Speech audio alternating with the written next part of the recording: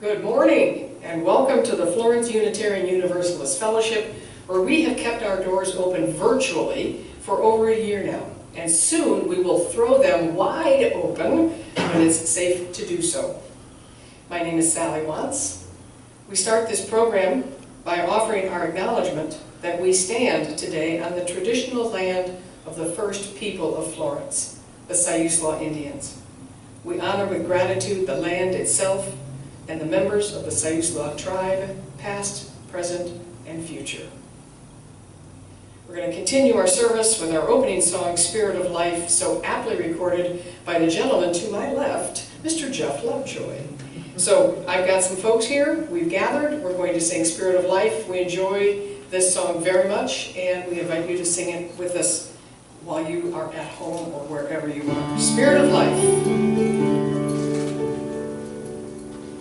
Spirit of life, come unto me, sing in my heart all the skirts of compassion, blow in the wind, rise in the sea, move in the hand, giving life the shape of justice, roots hold me close, wings set me free, Spirit of life, come to me, come to me.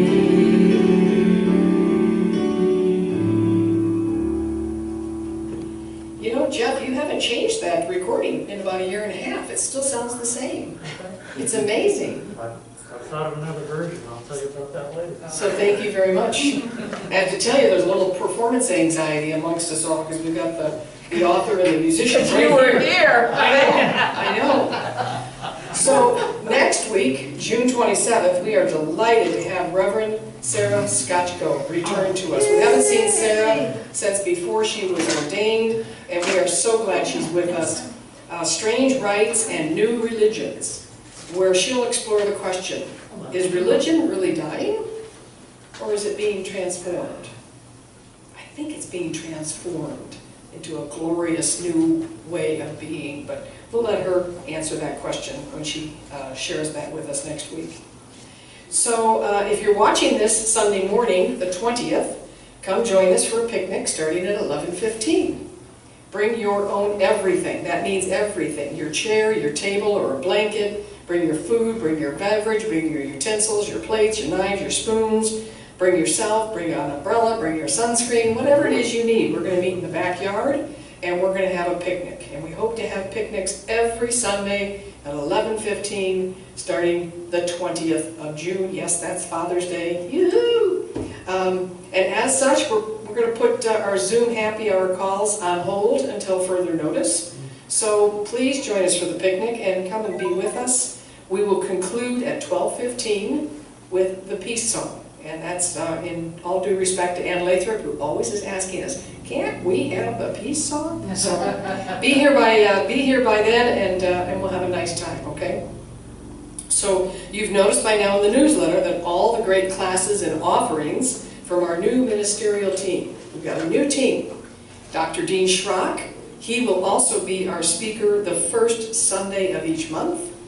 Dr. Reverend Ruth Miller will be our speaker on the second Sunday of each month. And Donna Smith, who will travel from Roseburg, will be our speaker the third Sunday each month. So first, second, third, every month, we've got some great stuff coming. And they are offering classes. We've got Science of Mind, we have some Soul Matters, we have meditation classes. Course in Miracles. Course in Miracles. Mm-hmm. Yeah, what did I say? Science of Mind. Science of Mind. Yeah. Course in Miracles. Got it. Donna will be here the Saturday night before, I think that's the 17th of July, and we'll either be spending some time with one of our members, spending the night, and we're going to talk about the kinds of classes she wants to bring forward and whether or not those classes will be offered on the Saturday before she comes for service or on the Sunday. So stay tuned, okay? Are there any other announcements? I feel like I'm racing through this and I don't mean to, but any other announcements? Did you enjoy the Labyrinth yesterday? Yeah. Did you enjoy seeing me at Juneteenth? Yeah. There you go. Okay. So I'm going to invite Reverend Dennis to come on up. We have a chalice lighting, and I'm going to ask Rhema if she will light the flame as we share some words from David Bumbaugh. And Rhema will light the flame. I chose these particular words from David, who was one of my favorite professors at Meadville Lombard Theological Institute, who wrote, "We are here dedicated to the proposition that Beneath all our differences, behind all our diversity, there is a unity that binds us forever together in spite of time and death, and the space between the stars." we pause in silent witness to that unity. Thank you, Dennis. I invite Catherine to come forward. We're going to have some joys and concerns, and I have one joy that I want to share. Okay. So, okay.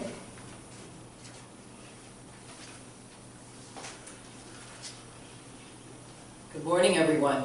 This is our time of the service for joys and concerns. It allows us to remember each other in that inclusive and personal way, and to remind each other, remind ourselves that we are all one. Sally, you'll put a shell into the water, the cleansing water, for us. So I have a sadness. Lynn Ann and her husband Ed are moving on Monday, tomorrow, to Wyoming. Wyoming or Montana? I don't know.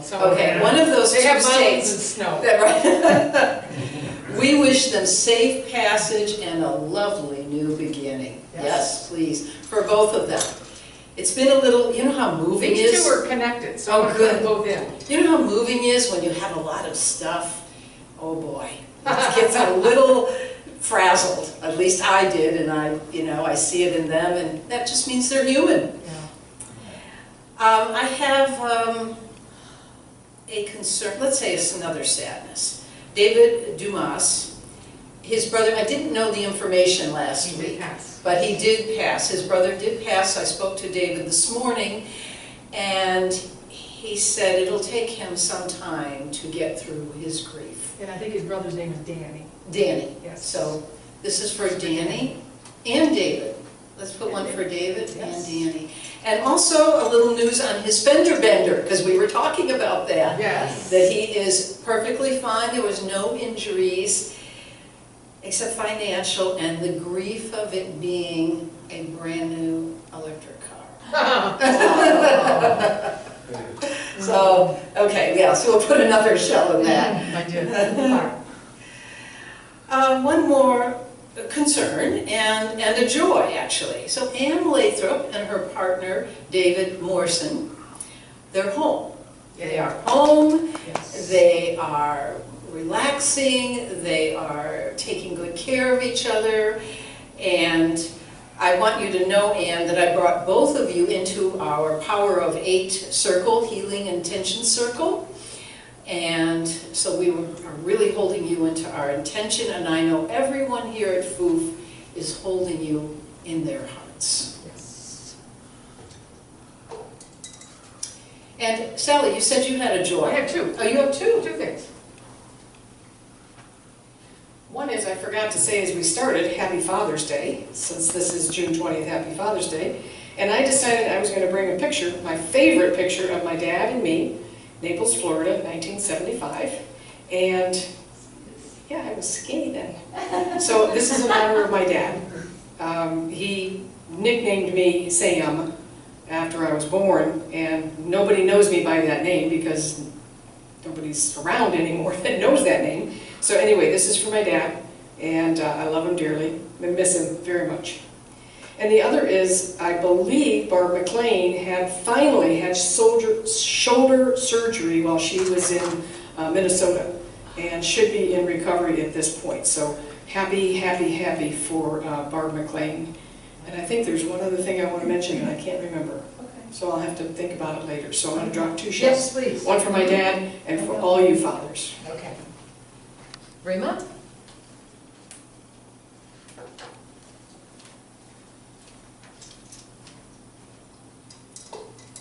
Hi, I want to just express how happy I am. Obi has transitioned over to memory care, and he is assimilating and integrating and helping and making them laugh and bringing all of his previous pastor skills to his new flock.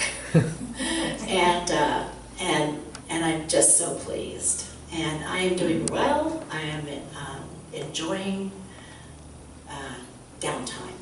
Thank you. Thank you, Rima. I'll drop a shell for you. Thank you. And for Obi. Oh gosh, this one's for you, Obi. Thank you.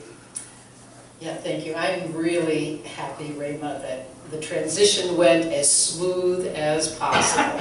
Yeah, it's wonderful.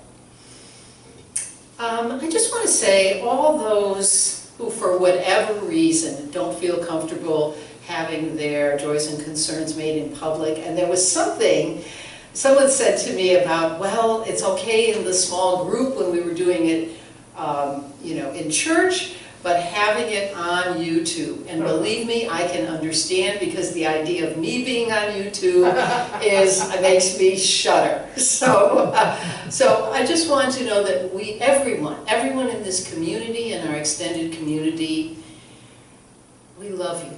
We totally love you and hold you in our hearts and minds. Blessed be. That's okay.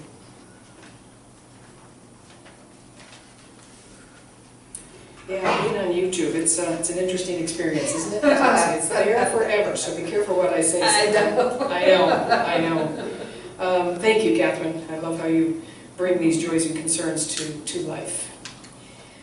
We're going to have a wonderful hymn. It's been performed by I can't remember which group. I don't remember which congregation. It's one of our sister congregations. The hymn is called Bring Many Names. It's absolutely priceless. I want you to just relax and enjoy this beautiful hymn.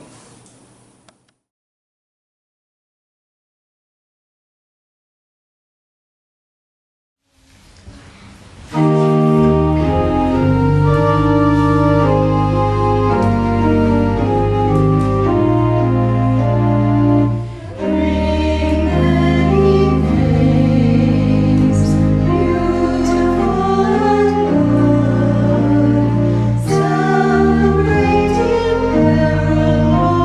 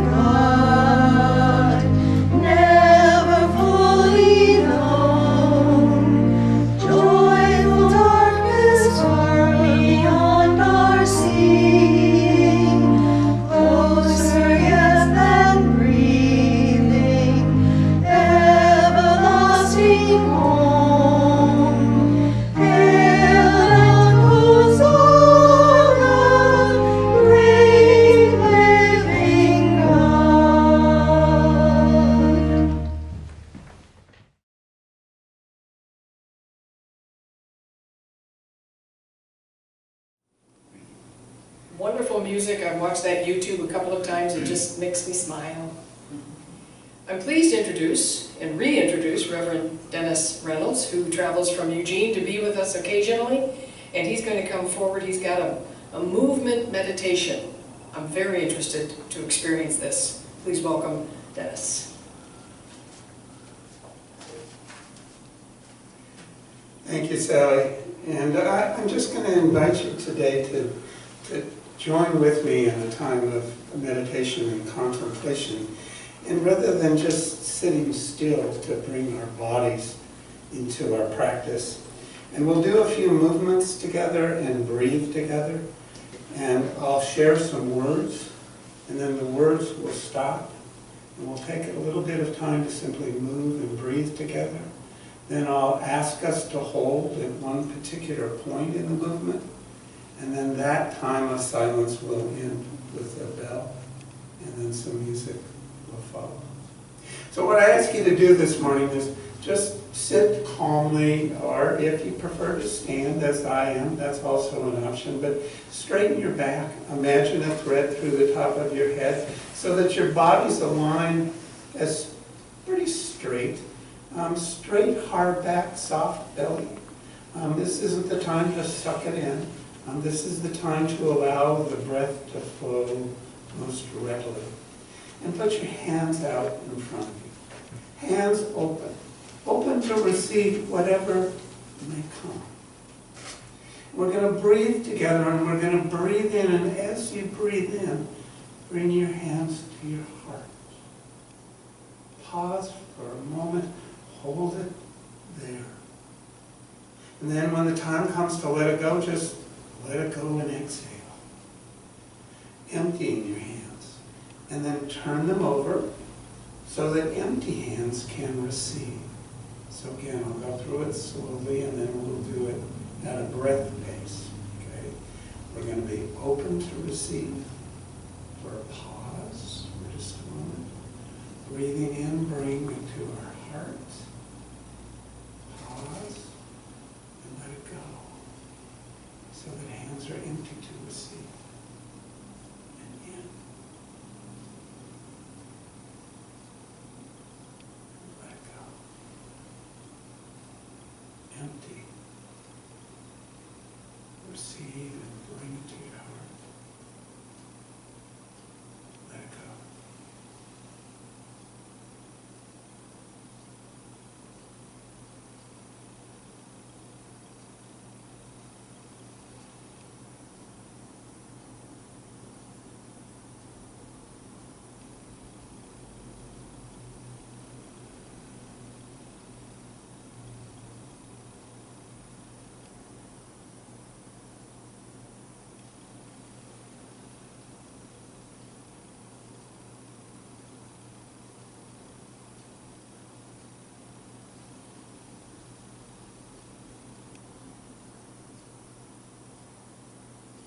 Just hold it there as we breathe in and out together in sacred silence.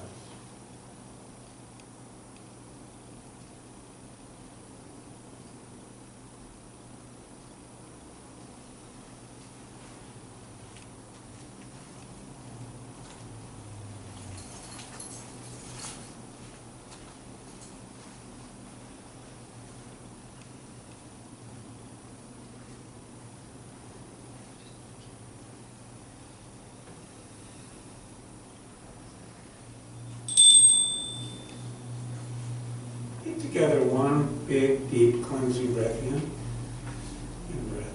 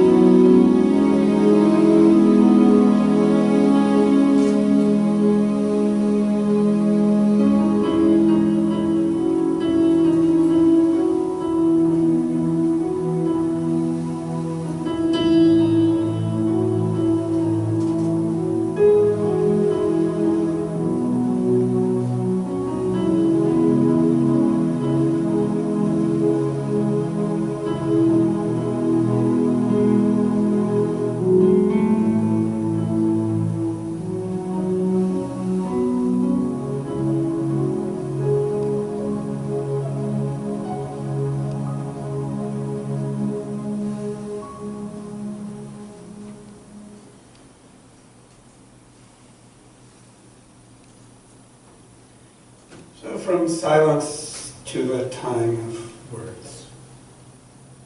Father's Day for many is an important traditional celebration, an important time for remembering.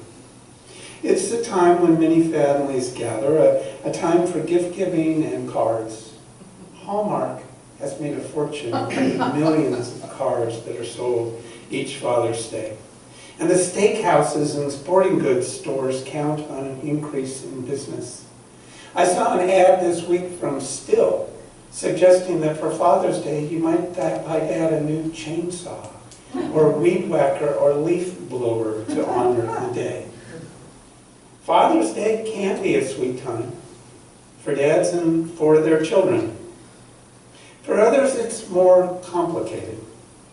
June is Pride Month, and for same-sex couples, parenthood does not fall into binary patterns and models so readily.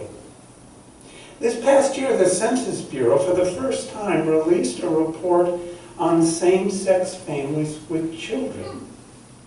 They identified nearly 1 million families, about 60% of whom are legally married, and nearly 200,000 children who live in these families. In vitro fertilization creates additional options for parenting without a traditional biological father in the picture. And the old so-called traditional family, with mom staying home while dad went off to work, constitutes only about 14% of American families now. It's twice as likely that in a 2-parent household, both parents will go to work. And nearly 1/4 of American kids live in single-parent households, more frequently with mom than with dad. Enhanced birth control options have increasingly made parenting a choice rather than something that just happened. The New York Times reported just this week that increasing numbers of moms across race and social economic categories are choosing to delay or forego parenting. And I think it's important to remember that choice is a mother's choice. Father's Day grows increasingly complicated and less relevant to many families, in part because of its heterocentric and paternalistic threads that are woven into it. It still resonates, though, in our culture and in most of our life histories. Now, some have an unfortunate history of troubled or non-existent relationships with a birth or an adoptive father, or inappropriate and downright harmful parenting is all too real. The impact of such ill treatment can last a lifetime and impact generations that follow. Father's Day can be complicated, and yet I think there is a value to taking time to intentionally honor those who have taken on the tasks and the joys of nurturing and supporting us as we grow. Both growing as individuals and perhaps in our own time growing as parents. Acknowledging both those folks who may have been our parents that nurtured us and supported us in those ways, and the others who may have done that same work. Now I want to acknowledge, I'm going to bring this up just a moment so I'm not bumping into it or feeling like I'm going to. I want to acknowledge that in this complicated situation, how blessed I have been. I'm proud to be a dad of 3 awesome adult kids. My kids do not have the same moms. When they were younger, Father's Day and Mother's Day were sometimes a little complicated in my life as we coordinated gift giving and possible changes in custody schedules and all of that. I'm also a proud grandpa. I have 1 grandchild, Jasper, with another due in August. The complication in that is geographic. Jasper, his mother, and his dad live in Cape Town, South Africa. There is no place on the globe further away from here. They did visit for a time last year and are coming again for a couple of months this summer. My son Nick, along with his partner Allison, are due in August. They live in London. And that's London, England, not London, Oregon. I don't know what it was in parenting that ended up so far away. But the good news is I get to travel to England this fall and perhaps on to there in South Africa where it will be becoming summer as we move into winter. So it's all pretty sweet. I had a pretty darn good past too. A few years back I encountered a New Yorker cartoon which described visually my family's situation. Imagine, if you will, what was sketched there.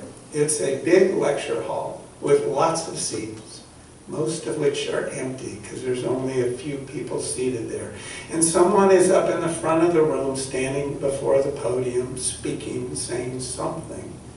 And behind them is a banner that reads, "Welcome to the Association of Adult Children of Fairly Normal Parents." My parents were fairly normal.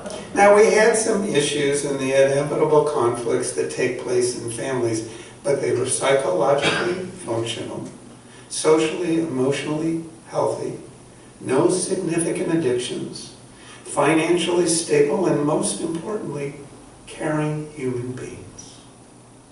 When I was with you last month on Memorial Day, I shared a bit about my father. Today, on Father's Day, I will share a bit more. As a wee one, I called him Daddy. At some point, it shifted to Dad. And as adults, both my siblings and I took to referring to him on occasion as Papa. I was a post-war baby boom kid and my parents' third child. I was born during my father's third year in college at Willamette University. He told me when I was a teen that I was certainly not planned, saying that the last thing we needed then was another kid. That was kind of hard to hear. Yet, throughout my childhood, he was committed to fathering. He was my rock, and he was solidly there for me.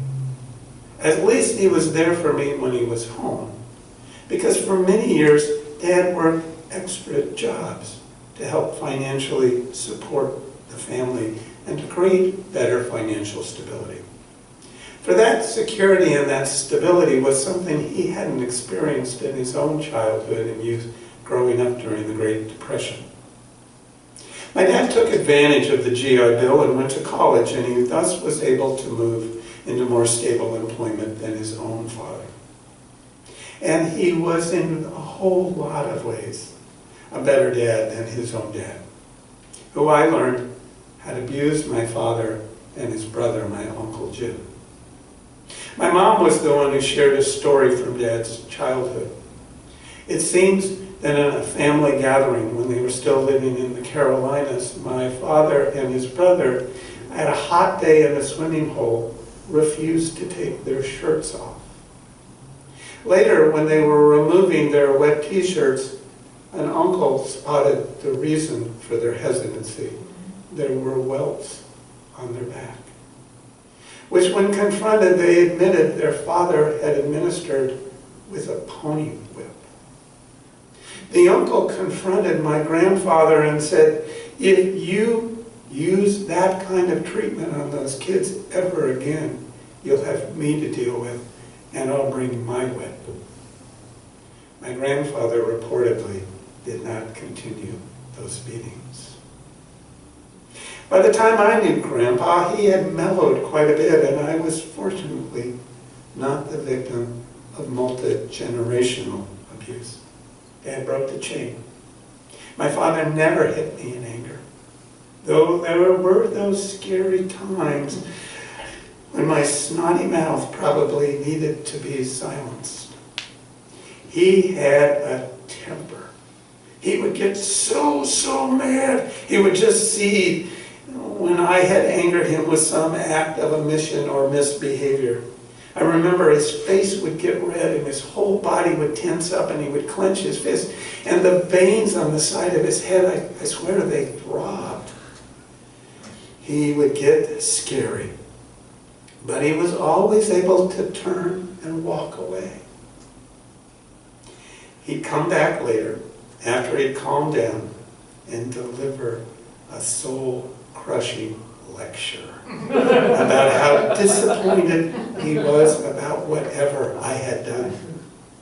The guilt those scoldings would elicit was, I think, more painful and longer lasting than would have been any blows. As a child, I tried very hard to obey him, as he expected me to do. I remember how when we would go to a park or the beach or someplace open, and it was time for us to go, he would simply stand in a high place, sometimes like on a picnic table, stick his hand up in the air and pump it once and shout, "Yo!" And wherever we were, whatever we were doing, we dropped it and we just came running. No questions asked. We had many of the usual parent-youngster tensions during my teen years. As a young adult, the generation gap widened and deepened.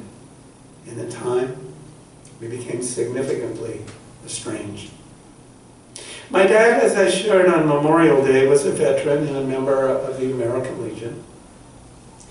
I, in my late teens and early 20s, became a very active anti-war protester. He was very disappointed in my lack of patriotism, as he saw it. Now, when I was subsequently arrested in an anti-war protest in Eugene, my sister, who was still at home, reported that he had raged for a time. He and I simply did not talk very much at all. It was much easier that way.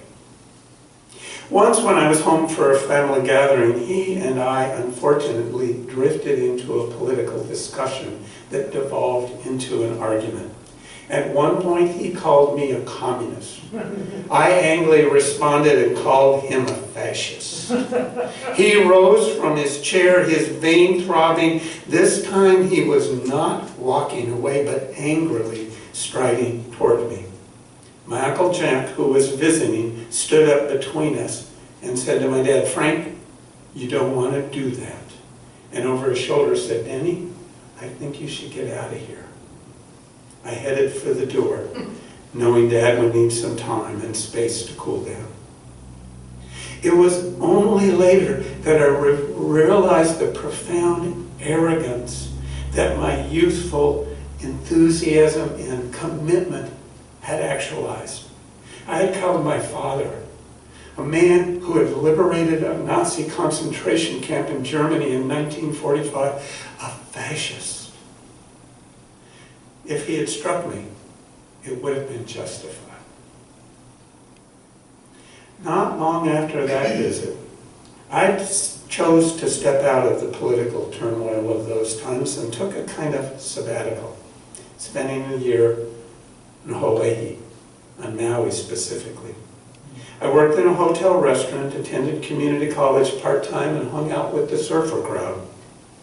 That following summer, I returned to Oregon to make a scheduled appearance before my local draft board, appealing their denial of my request for conscientious objector status. My dad and I were on pins and needles in the first days of my return. We were both a bit wary as to how things might go. One day he came home from work for lunch, as he often did, and while there he got the day's mail. After he returned to work, I noticed the mail on the dining room table. Lying there was an envelope with, in the corner, a U.S. Congress return address. I picked up the letter lying by it and read it. It was a letter from his then Congressman Al Ullman, thanking my father for his support for the Congressman's vote for the Hatfield-McGovern Amendment to end the Vietnam War. I got a bit misty then, and still do when I recall that day. When he came home, I said, I'd read the letter. He looked me in the eye and he said, "You were right." Later, when my appeal failed and I was considering refusing military induction, he offered help with the legal fees, saying that he disagreed with my position, but knew how strongly I felt about the stand I was planning to take. To add to all the other things my dad had taught me in my growing up were added the importance of the willingness to change one's mind and an unconditional loving support for a loved one's views. When my older sister had her first child, my dad became a proud and engaged grandpa. He even changed diapers, which he never did when we were little ones. When my first wife became pregnant, while I was in my junior year in college and working part-time, I shared it with my dad and said it was not necessarily the best timing and not unlike what he had experienced. And he said to me, "That's okay. Sometimes you have to work extra hard for the good stuff." And I realized then that the good stuff to my dad included me. Now, my kids unfortunately didn't get much time with their grandpa. He was only in his 50s when he died. I am so thankful, though, that he and I reconciled before he died. Being a parent, I soon discovered was, as my dad had described it, truly the good stuff. I've always loved hanging out with kids and soon discovered how wonderful parenting can be.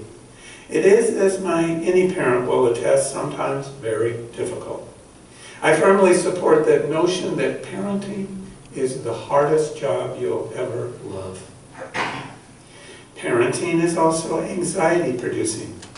My eldest son, Ian, when in middle school, coined a word, and I haven't seen it elsewhere, paranoia, to describe that anxiety that comes with parenting from the moment they're born until death. I think it's a very good description for that anxiety, paranoia.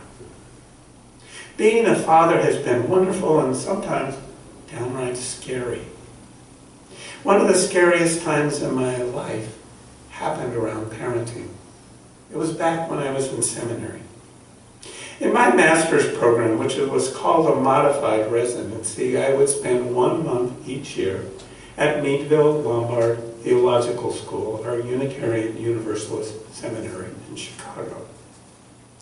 Well, one year, while staying there, I got a late night phone call from my daughter Lindsay, who had just received the results of an HIV blood test.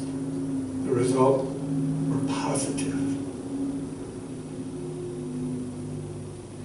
This young woman, this daughter of mine, who committed her life to a career in public health and done HIV prevention fieldwork in South Africa, had seemingly somehow contracted the disease.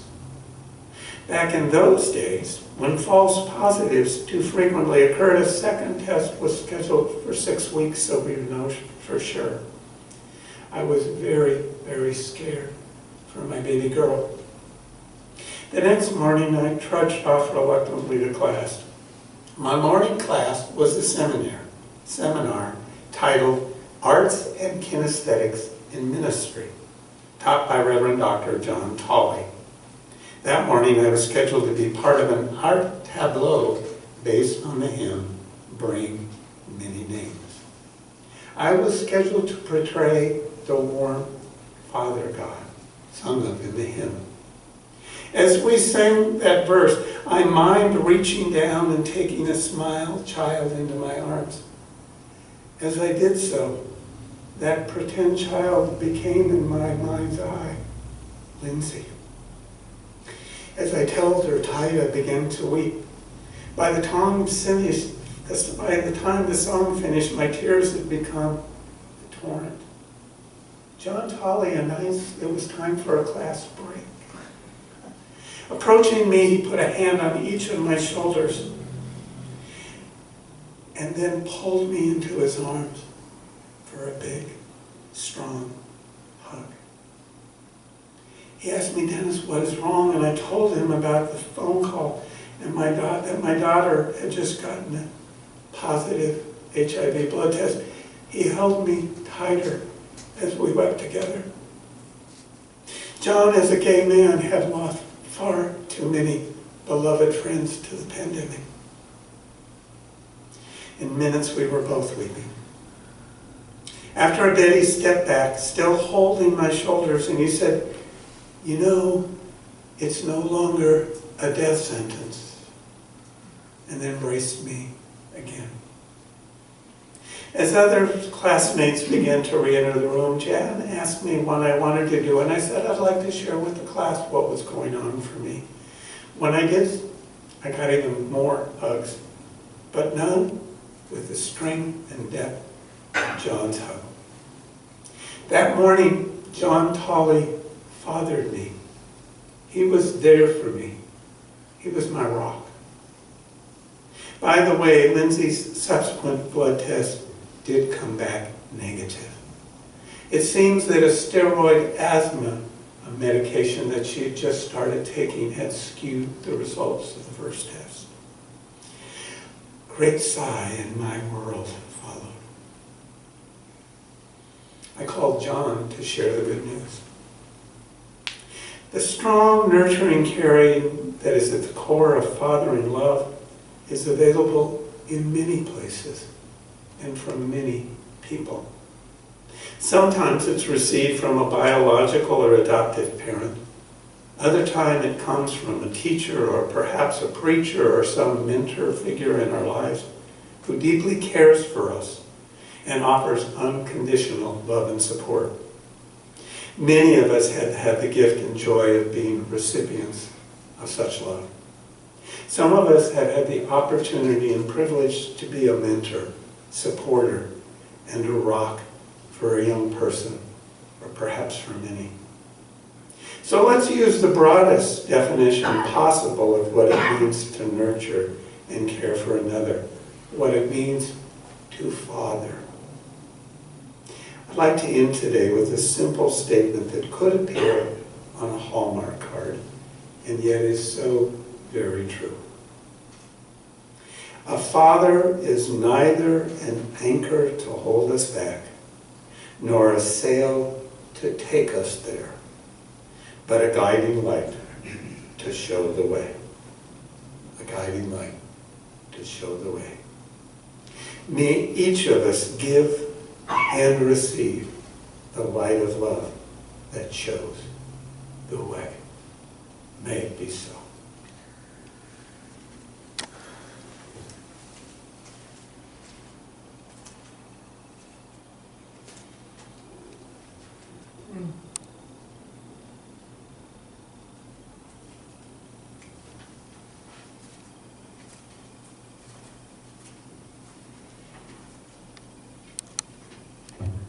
Wow.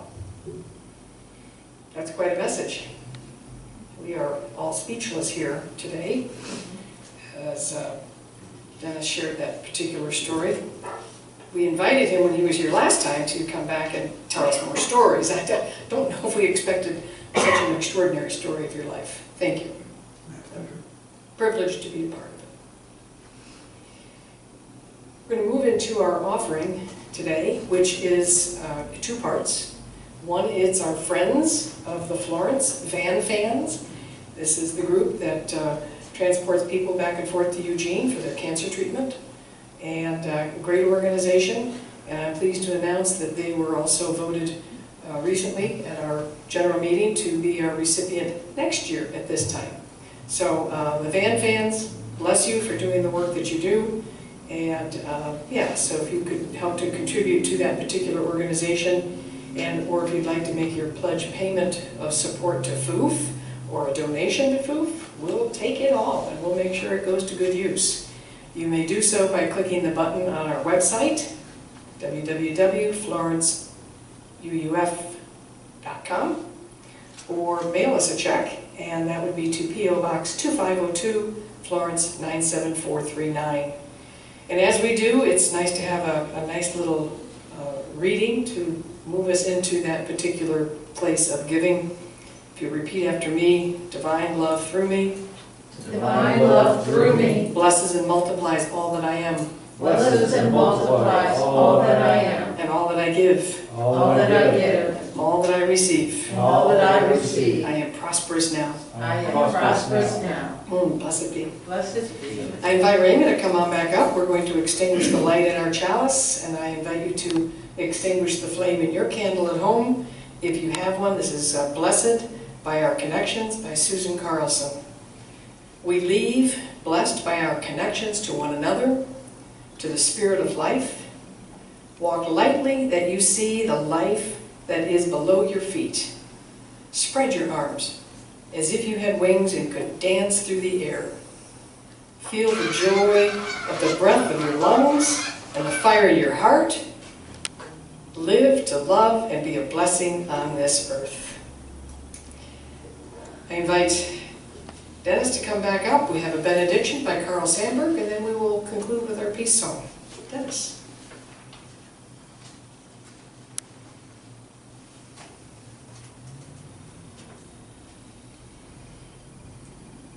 The poet Sandburg wrote, "Let the love of this hour go on.